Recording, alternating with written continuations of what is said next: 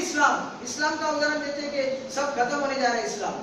जू, क्रिश्चियन, जहां जहां पर या वर्ण के आधार पर जहां जहां वो देश है वो विनाश के कगार पर है, क्योंकि एक धर्म के आधार पर आप देश चलाते हो, उनको फेवर करते हो, बाकी धर्म के लोग कहाँ जाएंगे? वो भी इस देश के नागरिक है। भारत का संविधान धर्मनिरपेक्ष है, इसलिए यहाँ पाकिस्तान से भी, बांग्लादेश से भी या बाकी जो गल्फ कंट्रीज है उससे ज्यादा खुश लोग भारत में हैं। याद रखिए, यहाँ भारतीय मुसलमानों को जितने अधिकार दिए हैं उसने किसी भी संविधान में नहीं दिए, क्योंकि भारत एक धर्मनिरपेक्ष देश है। जिस तरीके से भारतीय अल्पसंख्यकों को हमने अधिकार दिए, मौलिक अधिकार, फंडामेंटल राइट्स, वो किसी भी देश के संविधान में नहीं, और इसलिए भारत एक धर्मनिरपेक्ष राष्ट्र है और वो रहेगा। कुछ लोग इस धर्मनिरपेक्ष स्ट्रक्चर को, ये बेसिक स्ट्रक्चर है, बदलना चाहते हैं। काही दिवसापूर्वी मी कॉलेजला असताना रिक्षामध्ये स्टिकर असायचे, हिंदू राष्ट्र सर्वश्रेष्ठ, आणि माझ्या बाजूला मुस्लिम मुलगा बसलेला, माझाच मित्र, थोडासा एक काय राव माझ्याकडे हिंदू राष्ट्र, मग मी काय कॉलेजला यायचं नाही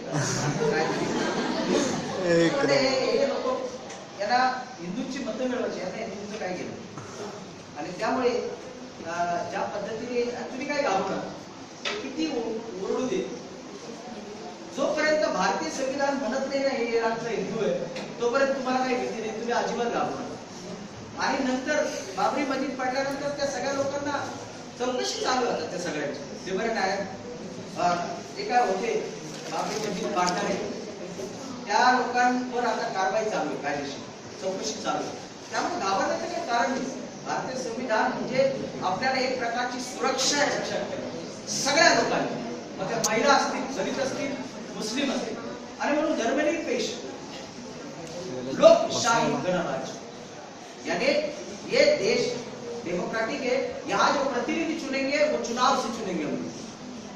पाकिस्तान में एक दिन ऐसा आया, ये जो जनरल मुशर्रफ थे वो आर्मी के चीफ थे, अचानक उनके मन में आया और बोले आज से मैं पाकिस्तान का राष्ट्रपति। आता मी जर म्हटलं मला संविधान वगैरे मी लेक्चर दिलं आजपासून मी राष्ट्रपती चालेल का? की आजपासून मी मीरा भाईंदरचा महापौर किंवा मी मंत्री किंवा असं चालेल का? पाकिस्तान जो विनाशकर आहे ना त्या गोष्टीमुळे संविधान नावाचे काही संविधान वगैरे आहे पाकिस्तान, तुम्ही नेटवर जा भारताच्या पाकिस्तान तर तिकडे कोण मानतच नाही। एकदा सरन्यायाधीश पाकिस्तानचे चौधरी होते, त्यांनी परवेज मुशर्रफला सांगितलं हे चुकीचं आहे तुमचं, असं अवैध मार्गाने राष्ट्रपती वगैरे हे काय कायदा वगैरे काय तेव्हा यांना जेलमध्ये टाकून दिलं। त्या चौधरींना नजरबंदीत ठेवलं, सगळे वकील न्यायाधीश रस्त्यावर उतरले पाकिस्तानचे, आणि नंतर त्या चौधरींचं असं कारण काय? संविधान कुणी काही म्हणतं, मी फक्त पाकिस्तानचं उदाहरण देतो, असं अनेक देशात घडलं विचित्र प्रकार, म्हणजे ब्रह्मदेशमध्ये सुद्धा अँग सॅन सू की ज्यांनी ज्या महिला आहेत तुमच्या एवढे असताना त्यांनी आंदोलन केलं स्वातंत्र्याचं, अँग सॅन सू की आता त्या प्रमुख होणार आहेत थोड्या दिवसात, त्याला 25 वर्ष जेलमध्ये ठेवलं होतं। त्यांनी काय मागणी केली होती? आम्हाला लोकशाही पाहिजे। महात्मा गांधीने सुद्धा इंग्रज लोक जेलमध्ये टाकायचे, लोकशाही पाहिजे म्हणून, लोकतांत्रिक व्यवस्था, और इसलिए लोकतांत्रिक व्यवस्था की आवश्यकता क्या है?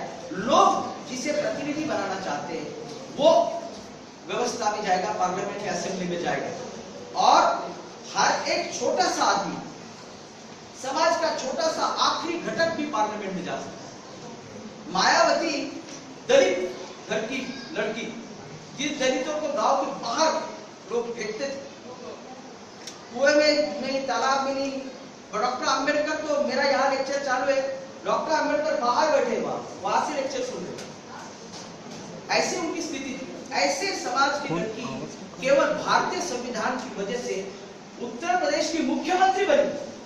याद रखिए, ये भारतीय संविधान की बड़ी उपलब्धि है। आखिरी से आखिरी घटक आपको उस अधिकार पद पर पहुंचाता है जो आप चाहते हो, बनना चाहते हो। अंबेडकर ने एक जगह पर लिखा है कि जाओ और आपकी बेडरूम में जाके लिखो, मैं इस देश का सबसे बड़ा व्यक्ति बनना चाहता हूँ। ये भारतीय संविधान की उपलब्धि है, और इसलिए आप ये सोचिए कि मैं इस देश का सबसे बड़ा व्यक्ति बनना चाहता हूँ, मैं बन सकता हूँ केवल भारतीय संविधान की वजह से। और इसलिए डेमोक्रेसी में आपको चुनाव लड़ने का अधिकार है।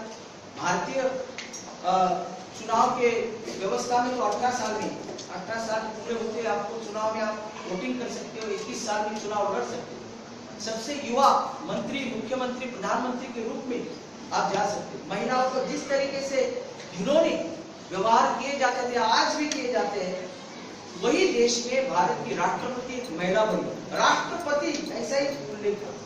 जब उनको लिखने की बात आई, अब प्रतिभा पाटिल राष्ट्रपति, अधिपति कैसे, फिर हम सोच भी नहीं सकते थे कि राष्ट्रपति एक महिला हो सकती है। यह हमारी मानसिकता है।